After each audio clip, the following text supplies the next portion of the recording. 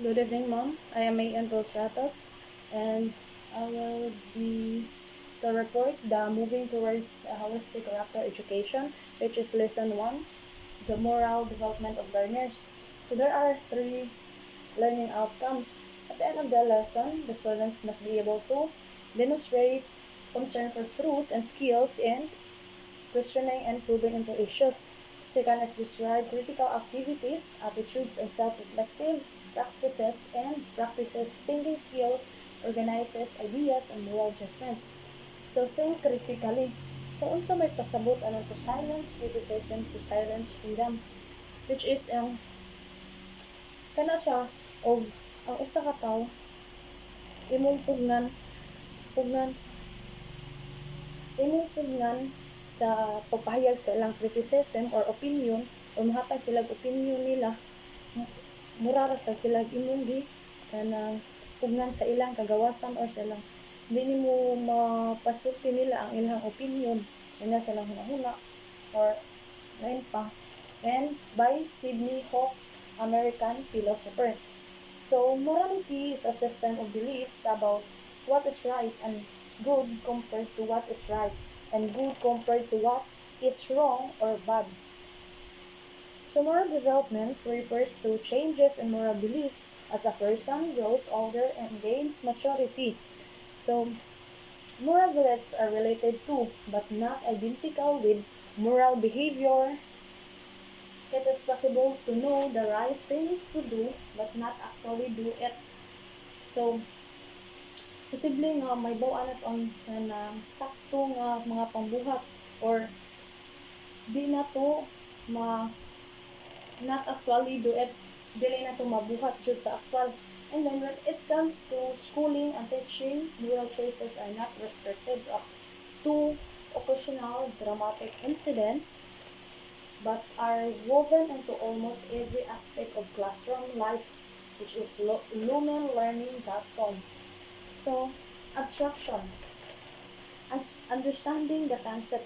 So critical thinking is a mental process of analyzing information before forming a judgment. So ang critical thinking, ano siya ang atong mental process of analyze sa mga information sa di pa ta mag-form og mga judgment. Then it involves inquiring, questioning, and examining.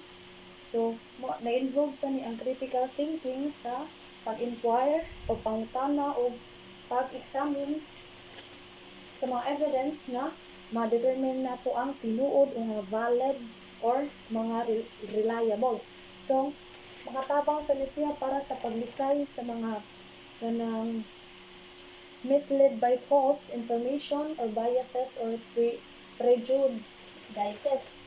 So, critical thinking is essential in making sound decisions, understanding complex ideas, and evaluating different perspectives.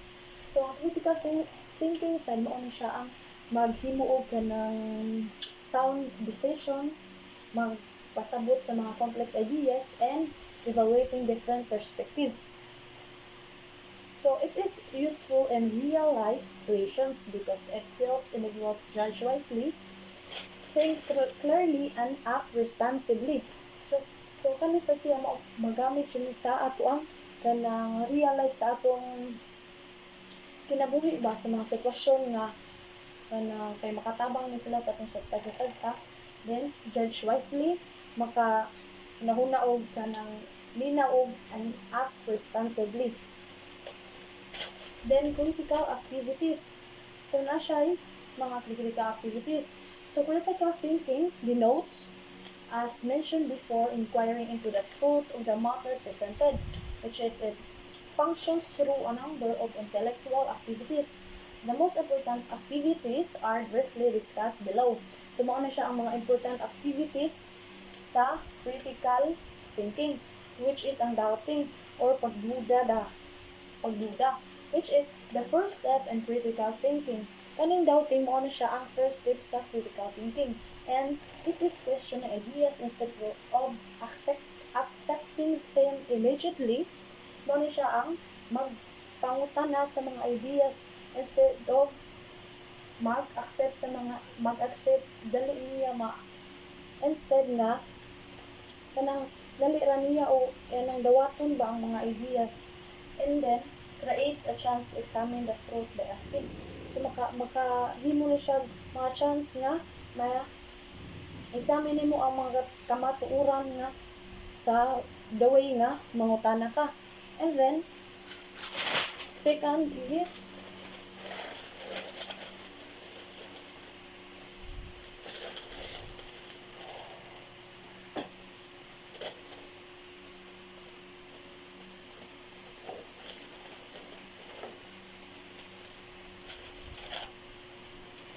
like ani nga pangutana. Sumuana nga, how do we know? Is this really correct? Then could it be different? Ano siya ang mga example ng mga pangutana para may dawan nimo ang tinuod, dili kay pagdawat lang nimo dali sa mga istorya. Then kinahanglan jud ka pangutana para mabaw-an ang mga kamatuoran. And then inquiring is proceeding ahead, searching for information and evidence for and against the case. So, inquiring, ano siya mga kanang proceeding ahead, searching na para sa mga information or sa mga evidence for and against the case. So, mga kanang kaso-kaso ba. Then, inquiring is basically questioning the truth of the premises on which the conclusion is built. So, kaning inquiring, mo na siya ang pangutana lagi sa mga kamatuoran. Like anong mga case dito, mga kaso-kaso. Then, proceed is analyzing.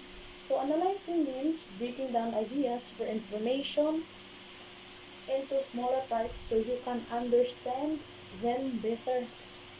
So, analyze, kay bawon mo siguro ta analyzing ka na i-analyze mo ba? Mo na siya ang breaking down ideas or mga impormasyon nga mapa smaller parts nga kinahanglan ka makasabot og maayo. And then reality testing is attempting to judge its usefulness or proof by applying it to existing situations or problems in the real world, whether verifying is finding out evidence is valid and consistent. So, reality testing, mao siya mga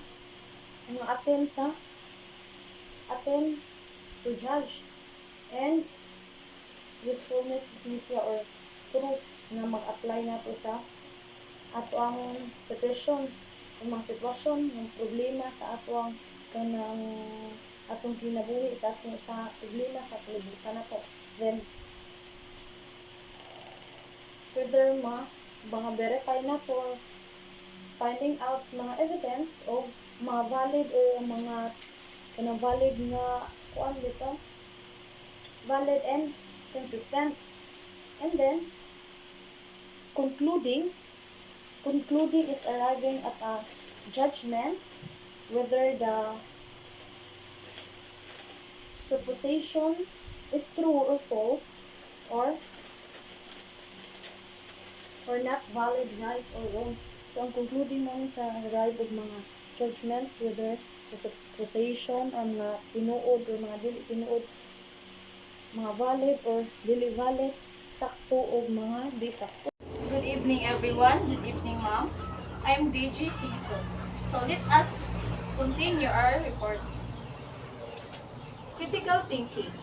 A good critic needs correct attitudes with unbiasedness as the foundation, self-monitoring inner motivation through questions about bias, inner motivation, and emotional involvement.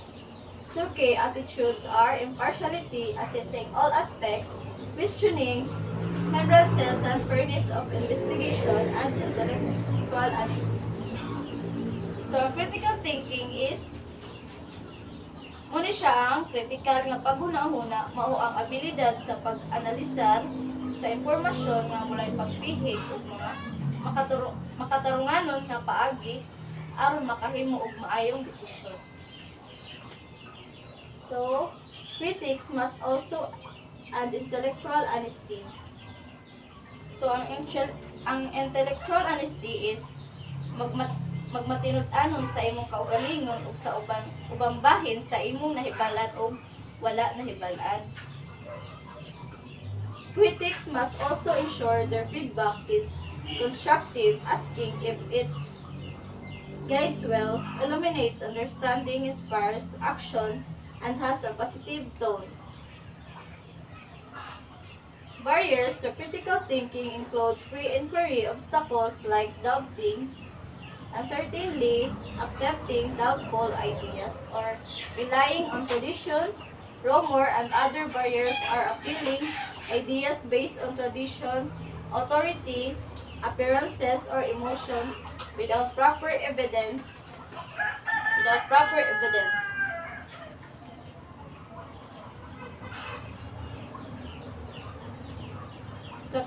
The Kalama Sutta is presented as a guide that encourages free inquiry and rational judgment based on reason and experience. So ang kani siya is usa ka giya nga nag-awhag sa libre nga pangutana o makatarunganon nga paghukom base sa rason o kasinatian. So, moral judgment. Moral judgment is defined as considering principles or right and wrong behavior, rooted in ethical awareness, understanding of rights and obligations, and adherence to standards of good conduct. Jean Piaget's theory outlines 4 stages of moral development: early self-centered thinking.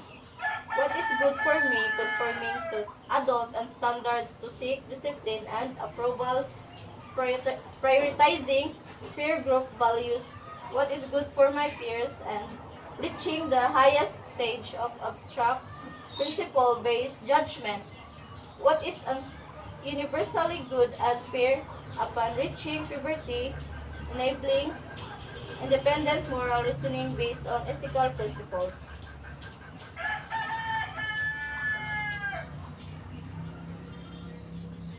So, ang moral judgment, mo ni siya ang paghukom, mao ang pagkonsiderar sa mga prinsipyo sa husto ug sayop nga pamatasan. Then ang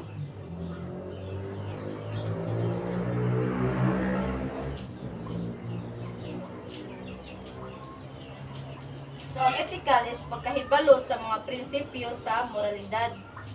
And understanding of rights and obligations is pagkahibalo sa imong mga katungod o mga responsibilidad.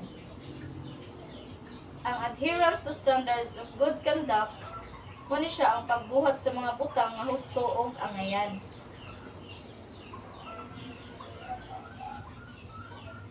Ang sa Jean Piaget's theory is nani siya upat ka mga moral nga paglambo. Mo ni siya, first is early self-centered thinking, conforming to adult standards and prioritizing peer group values and abstract principle-based judgment.